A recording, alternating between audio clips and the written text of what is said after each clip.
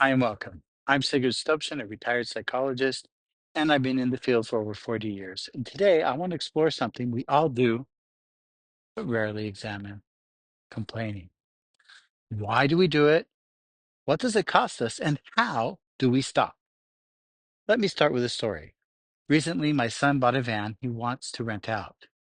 I was scheduled to pick it up at his mother's house. I arrived expecting everything to be ready to go, but instead, she decided she had to clean it. I ended up waiting over 2 hours. I was frustrated. My mind went, she doesn't respect me. So typical. Then I caught myself. I had my computer with me. I could just log in and work. So why was I letting this situation ruin my mood? I lost about 40 minutes complaining in my head before I made that mental switch. And that moment is what we're talking about, the mental switch. Complaining is likely partially innate from an evolutionary perspective. The cautious, pessimistic ones were more likely to survive. If you assumed there was danger in the bushes, you stayed alive. But in today's world, those same instincts can backfire. So here's my promise. By the end of this video, you'll understand the hidden dynamics of complaining and how to reclaim your power. Okay, let's start by defining complaining. We're going to look at two different types of complaining. The first one is healthy venting. It's a short term expression of frustration with the intention of moving forward. Habitual complaining, however, is when you repeat the negative, energy draining thought patterns, often unconscious, with no solution in sight. Here's a clear exercise to tell the difference. After you express the complaint, ask yourself, what am I going to do about it? If you can answer that, you're probably just venting. If not, it may be habitual complaining. And that's something you need to learn how to stop. Remember, complaining activates neurological patterns that reinforce helplessness and hopelessness. You rewire your brain to see obstacles, not opportunities. It strengthens what psychologists call the victim loop. A woman once came to my office very sad and upset, actually very scared, because her garage door wouldn't open. It seemed to be stuck because of a broken camera. I asked her, well, how did you get to me? She said, well, I waited for someone else to come out and I drove to you. I said, did you hear what you just said? She was not able to appreciate her own resourcefulness. Pain feels good in the moment because it releases tension and energy. But over time, it's breaking you down. It's actually draining you of your power. Remember, you can't build momentum in reverse. Let's talk about energy leaks. Think of your energy like a phone battery. Every complaint is an app running in the background. Complaining drains emotional energy. You feel tired after doing nothing. Physical energy. Your cortisol levels rise and your immune response weakens. Social energy. People avoid constant complainers. You lose connection. Let's do a little interactive reflection exercise. When was the last time you complained and felt more tired, angry, or isolated afterwards? Right? How do you plug these leaks? Well, first of all, I suggest you start to move your body. Go for a walk, shake your arms, disrupt the pattern. Change your thoughts. Ask, what's another way to look at this?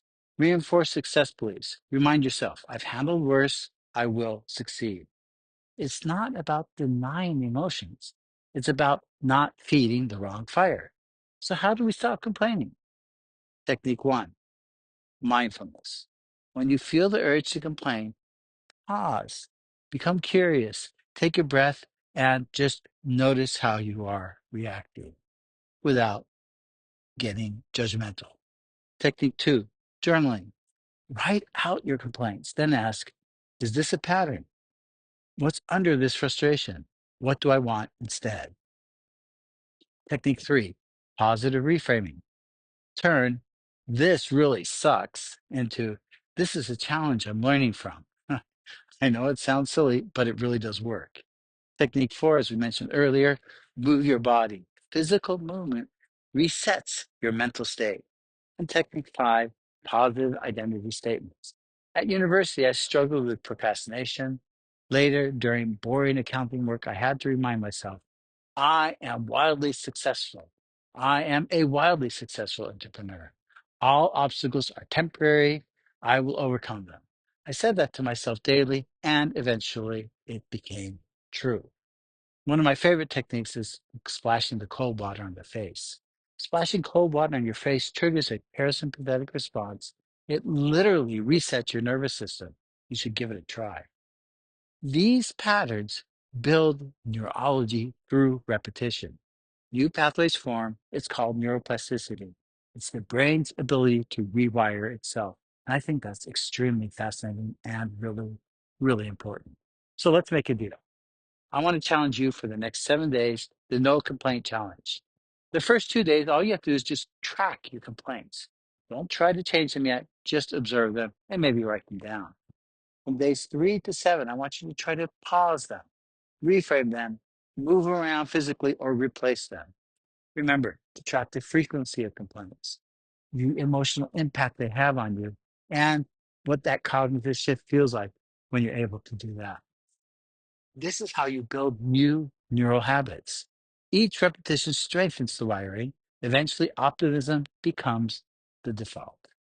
If this message resonated with you and you want to go deeper, I invite you to explore my coaching program. This is where real change happens. Weekly challenges, personal accountability, group sessions, and shared insights. Custom digital tools like guided journals and trackers. John, one of my coaching clients, said, I used to spend all day in my head complaining about everything. I couldn't change. After just a few sessions with Sigurd, I started noticing opportunities where I used to see obstacles. My energy returned, my performance improved, and most importantly, I felt in control again. If that sounds like something you want, visit the link below to schedule a free consultation. 30-minute consultation might be just the best investment you've ever done in your whole life. You are more powerful than you think. Complaining is a habit, not a life sentence. I believe in your capacity to grow, to rewire, and to rise. Next week's video is going to be all about how to journal like a top performer. We'll explore techniques used by high achievers to build clarity, confidence, and momentum through daily writing. Until then, stay curious, courageous, and remember, you are not your complaints, you are your choices.